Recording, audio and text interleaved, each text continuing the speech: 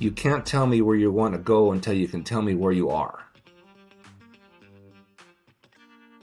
Hi again, everybody. Welcome back to the Comstock channel. I'm Marlon Bowling with you. Always a pleasure to visit with you about all things ag related. Well, today I have a treat for you. We have Dick Wittman with us, and he is a well-known farmer who originates from, a farm operation in northern Idaho. This ought to be interesting. Can't wait to hear how the season went and what you've been up to. Dick is a very accomplished fellow. He's been working all around the country here. He actually works as an advisor, a consultant for many farm operations and ag industries. So I can't wait to hear what you've been up to. And also, I want to remind everybody right off the top, Dick is going to be one of our key speakers at our Family Farm Masterclass. It's going to be held in Des Moines, Iowa, coming up on February 21st and 22nd. Really looking forward to that. It's a professional class to learn all the ins and outs of farm operation, succession, you name it, all the inner workings of farm business. And Dick will be spearheading the first day of panel discussions there, and it should be very, very informative. Dick, it's a pleasure to have you with us. Thank you so much. I understand you're actually at home in northern Idaho right now. I want to know, first off, how did your year go on the farm up there in Idaho this year? Well, the farm, it had a pretty hot, dry year, so yields were not what you would hope for, but after over 30 years of no-till and following a lot of regenerative type practices, we had actually an excellent crop. So the farm has been transitioned to the next generation. Our cousin, two daughters, and their husbands are running the farm. So I'm pretty much a landlord at this point, an occasional mentor coach, but just step back and let them operate the business, and they've got this. So my focus is continuing to do consulting work, mostly in the line of consultant training, mentoring other professional advisors on how to do what I've been doing for the last 40 to 50 years. And that's kind of been my year, is focusing on that kind of activity. 40 to 50 years. So you have had kind of a long and winding road in your journey here to get to where you are today. I know you've had a very diversified career here. Give us an idea of some of the things that you've been up to in the last couple of decades here. Well, I started out with farm credit in the 70s, working in every phase of ag lending, from large and complex loan lending to reviews to audits, and started getting into a lot of training programs. And then I ended up in Washington, D.C., where I supervised multiple districts in the farm credit system. And a lot of that focus was helping bank management teams build more professional planning and management systems and processes. In 1980, went back to the farm, and with the support of my partners, formed a consulting business and also managed a family business. So that evolved from everything from the hard technical side to financial literacy to more the soft side of how do farmers build more professional management processes and more intentional succession planning processes. About 25 years ago, I got involved in doing consultant training, kind of by accident, and then it evolved into a very popular thing where we run 1 to 2 classes a year for other consultants who want to emulate the processes we followed, and that's probably the most rewarding part of my career, is mentoring others who want to do what I'm doing. I've pretty much retired from client work and do predominantly just workshops like your program and train the trainer workshops. We have a lot of really talented people that want to help farmers. What they lack is a methodology for how to do consulting. What are the processes that you use? How do you price your services? How do you get the client to hire you? And so these training courses really help jumpstart people who want to get into this business, and so they can do it more effectively, more quickly. And for every one that we have trained out there, we need 20 more. There's a huge shortage of resources in this area. Well, of course, 2024 is turning out to be such a challenging year, not only for farmers but also for the ag lenders out there.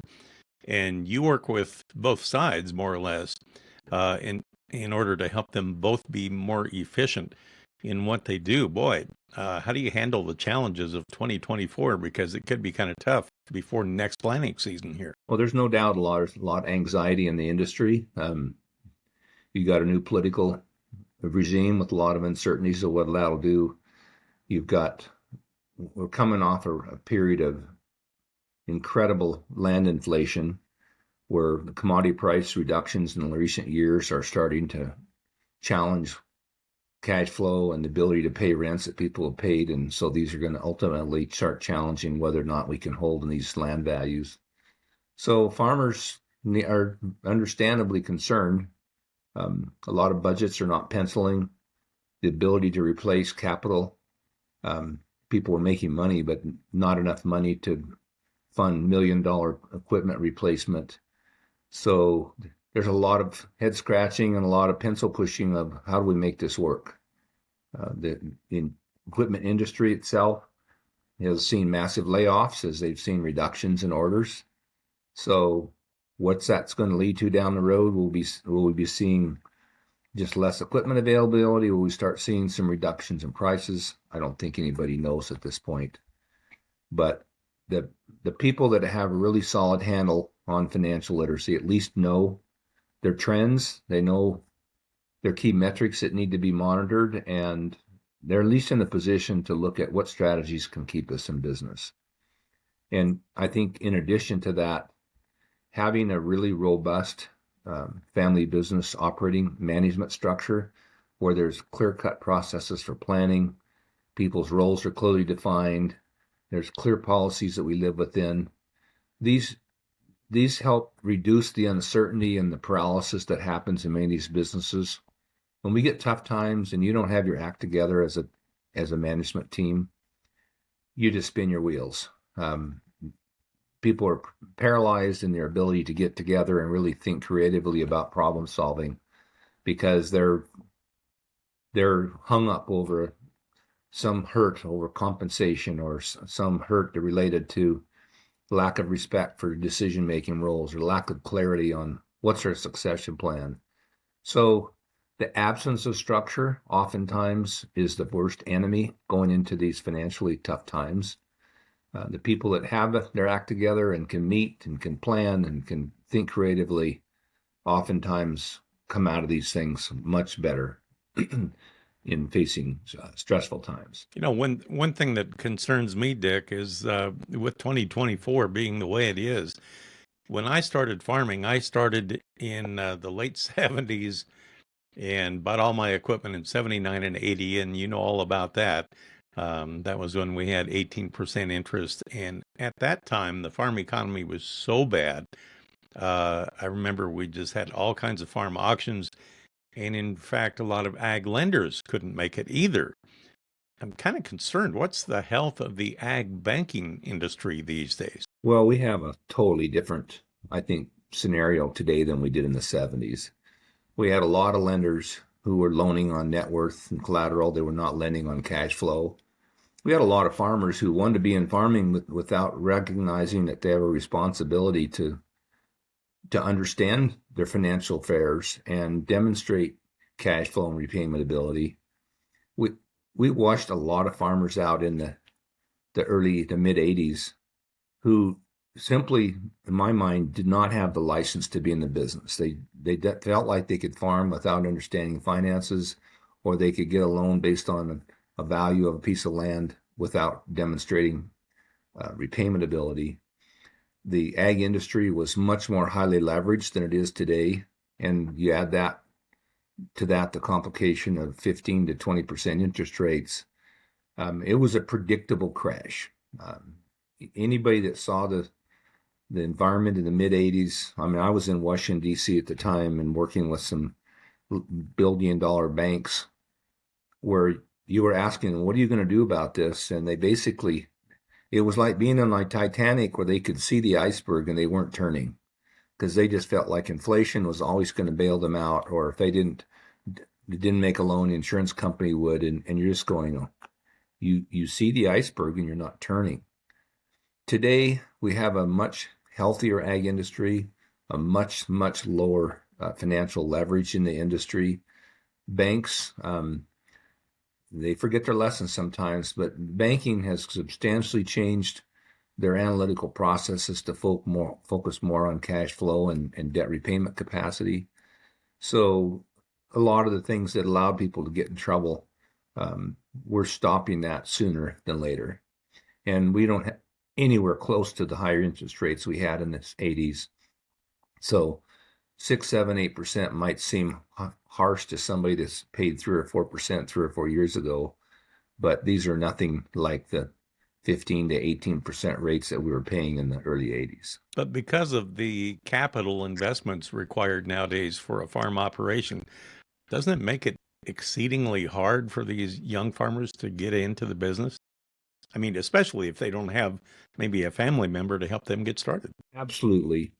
And that doesn't mean that it's impossible. It just means that people need to be thinking much more creatively how to form collaborations and relationships with people who hold capital. If you don't have the capital, how do you convince people you have the management skills to manage other people's capital? Maybe people who with non-lineal heirs don't want to sell the farm, but they want to help somebody. You can't just go to them and say, I'm a good farmer and lease your farm. You've got to demonstrate much more than that. You've got to demonstrate a commitment to good environmental stewardship, good land conservation. You've got to prove that you can manage your financial affairs. You have to prove that you're somewhat schooled in good management processes and you have a planning process. As you hire employees, you have to demonstrate that you have HR skills where you can handle them well. So whether you're a successor in a substantially successful family business or whether you're a prospective farmer who wants to pair up with somebody that's retiring that has a place, either way, we need to be demonstrating much more professional management skills and literacy capabilities to be able to withstand what's happening in the future. So when you are speaking at our event on February 21st in Des Moines, what kind of ideas or topics would you like to get across to the attendees there that are really wanting some help in mastering their own family farm operations? What are the key things you'd like to focus on that day so we can look forward to that? So I typically start out by asking everyone in the room, how many of you in the room would aspire to be known as a professionally managed business? And you pretty much everybody will raise their hand. And then you ask them, how many of you can absolutely, with clear confidence, describe what it means to be a professionally managed business? And you've literally paralyzed the room. So we begin these workshops with a 2-page farm management proficiency test that itemizes a number of things that successful businesses have learned that if we do these things, it's not a guarantee of success, but it gives us a much higher level of certainty about how our business is managed, and it puts a stamp of professionalism on it that is truly recognizable by that team and by others that work with them. So people in these workshops will complete the test, and there's an awful lot of need this, working on it, but very seldom are these core management practices in place. And things like having clearly defined mission, vision, core value statements, having documented job descriptions and org charts, having not only consensus on policies, but having policies that you operate under in writing and shared with the shareholders so that you know how we handle compensation or family employment, who gets to work here. These are not left to making up the rules as you go. You actually have these things defined and they're part of your management process. So that's a starting point, but going beyond that, a lot of the workshop focuses on what are the consequences of not doing these things. And when people recognize these consequences as the things that create conflicts, they oftentimes have lack of alignment in their business, but they can't put a handle on where they're not aligned.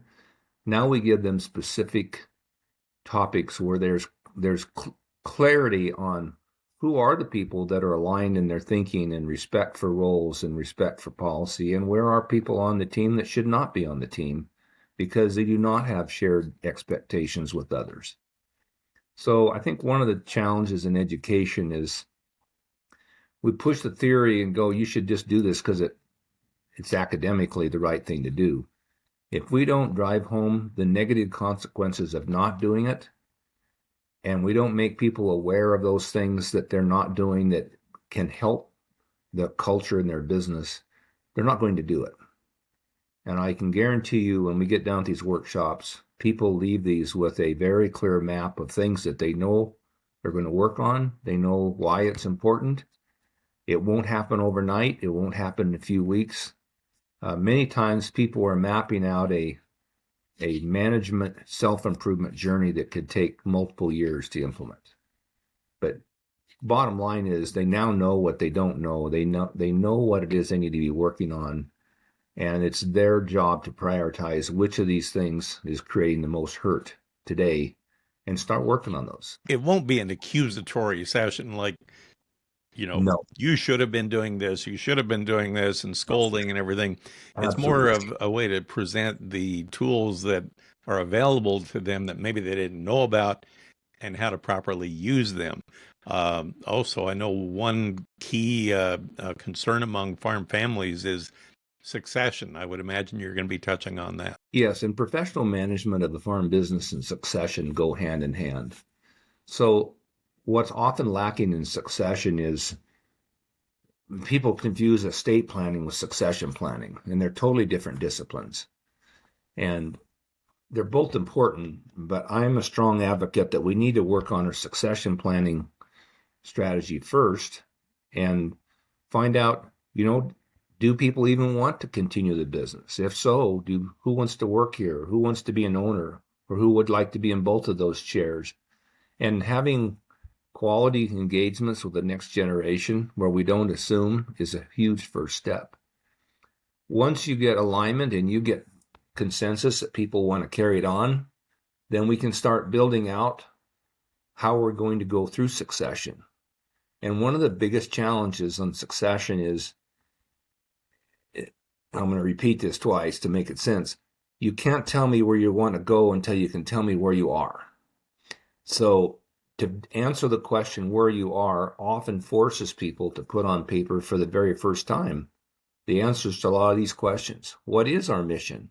What is our vision for the future? And taking that out of people's heads and getting it on paper and saying, who are occupying the key decision roles today? What are their job descriptions? And if you want to retire or transition, who has the skill sets? Who has the ambition and desire to do those jobs? And what's the learning path? Do we require apprenticeships? Do we have to work somewhere else for 3 to 5 years?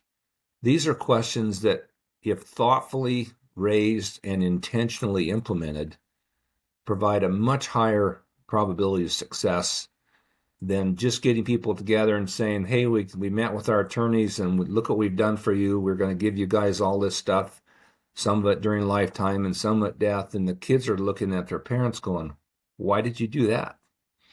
Without any conversation about the whole succession planning issue. So I get passionate about this. I know a lot of good attorneys who will tell you they are terrible at succession planning. They excel at estate planning. And they'll tell you, bring me a really well-designed succession plan, and I'll give you the best estate planning process you can possibly get. But we can't gloss over the succession planning thing to race into what do we do to beat the government out of estate tax. We need to really be intentional on those ground level conversations about the business, where it is today, where do people want to take it in the next generation, and how do we actually create an intentional succession plan? Well, I think it's excellent that you're going to be talking about it. Terrific points. They're incredibly useful, and they're going to be incredibly valuable as families work towards passing their operation on to future generations.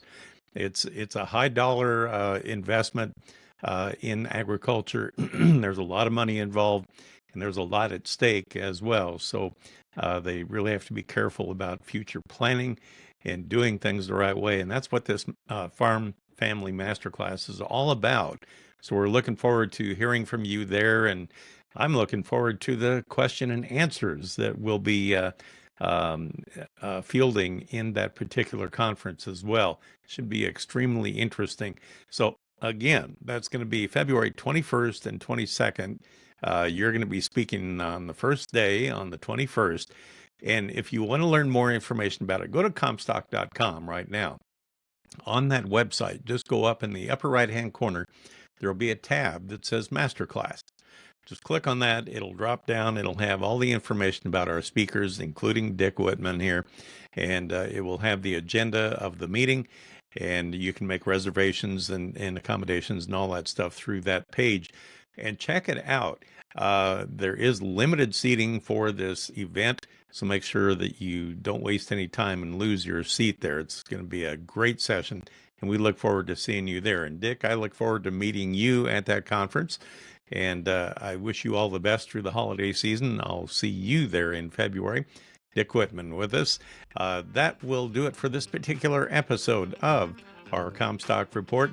For producer Brianne Hendrickson, I'm Marlon Bowling, and we'll catch you next time right here. Futures trading involves risk. The risk of loss in trading futures and or options is substantial, and each investor and or trader must consider whether this is a suitable investment. Past performance is not indicative of future results.